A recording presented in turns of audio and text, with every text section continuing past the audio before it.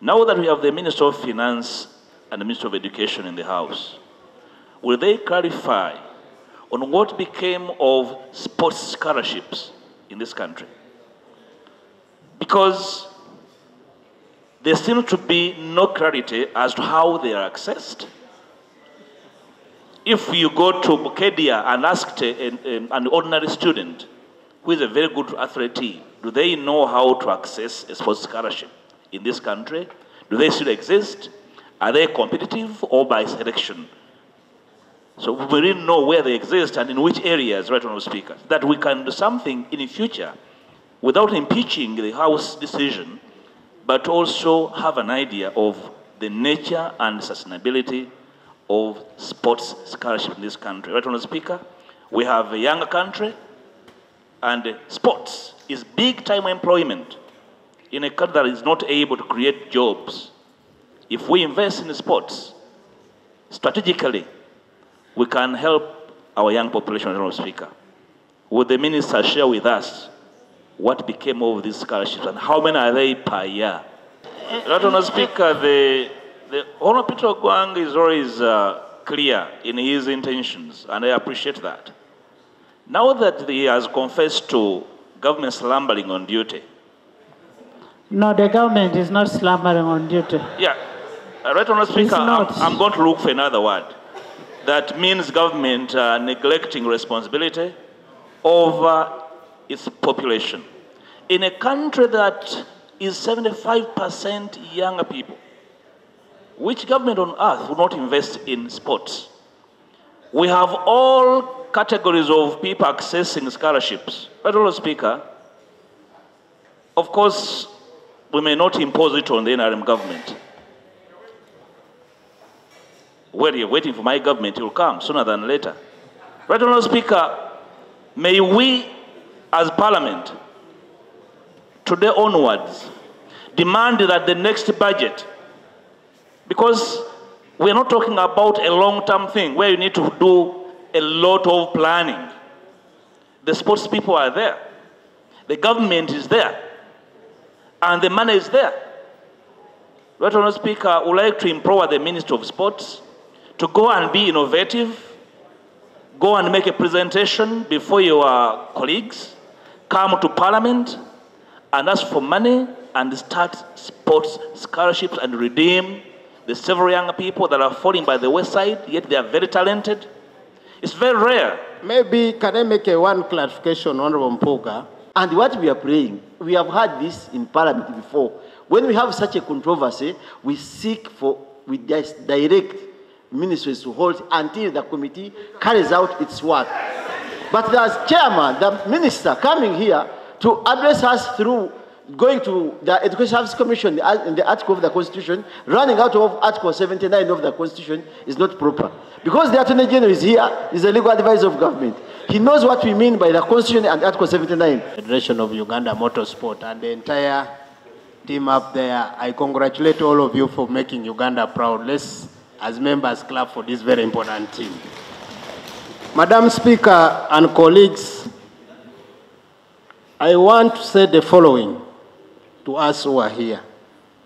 The future of this country in terms of sports tourism is extremely good and high.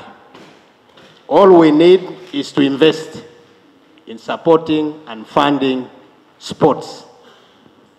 For instance, now, Madam Speaker, these two young children before us here, I want to thank you for permitting them to come to the National Assembly, and I congratulate them. If we look at the current sports law, these two would qualify under the reward and recognition, because this is what helps others to be motivated and to be encouraged to continue participating and flying our flag as a country high. Unfortunately, when it comes to money releases, that's not mine. So I really want to appeal to my colleague who is seated next to me.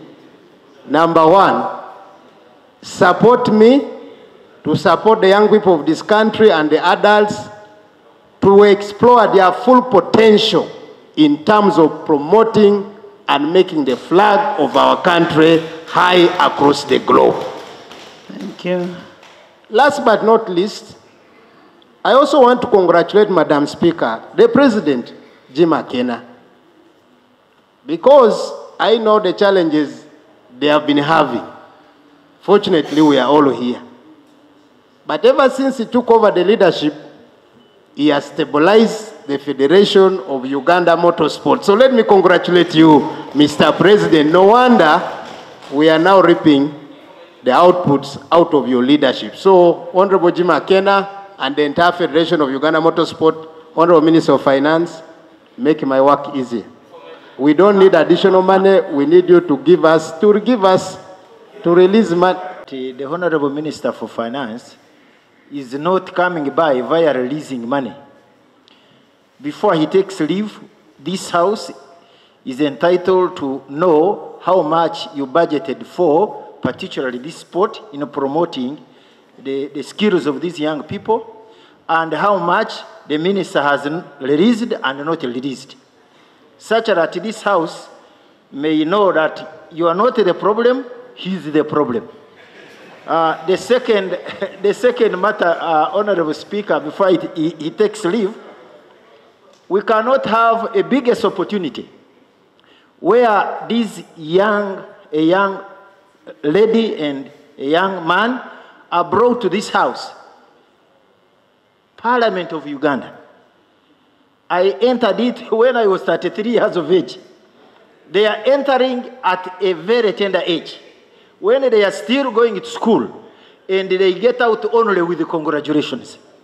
Honorable Minister for Education, we would want you, for instance, to say that these children, we are going to look at where they are studying from and find if they can study free of charge.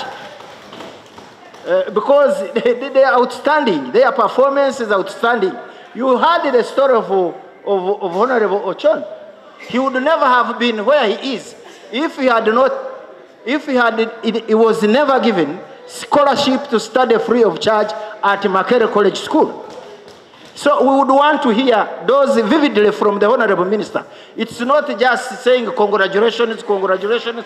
No, we're not from a Honorable Minister for Education. Madam Speaker, maybe I want first to thank the Honorable Tinkasimire Barnabas, my great chairman.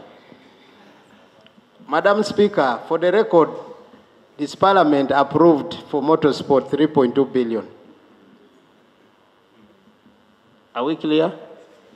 For the record, Finance has given me 300 million to motorsport. So now, so beyond that, Madam Speaker, I really want to say that my work can only be possible when I get the required funding as per the approval. And this is the case for all other federations. To be honest, the releases are becoming meager, and it's making the work of sports extremely difficult.